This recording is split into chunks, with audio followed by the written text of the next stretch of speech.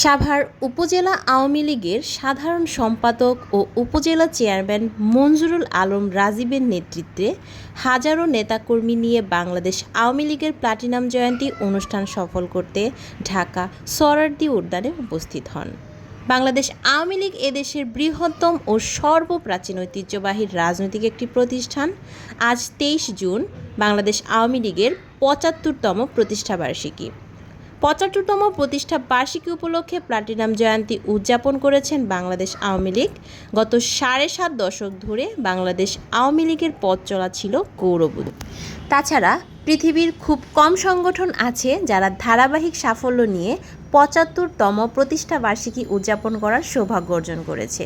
অনুরূপভাবে গৌরব, সাফল্য ও অর্জনের সঙ্গে আওয়ামী লীগ তার প্রতিষ্ঠার রজত জয়ন্তী ও সুবর্ণ জয়ন্তী পালনের বিরল সৌভাগ্যের অধিকারী হয়েছেন।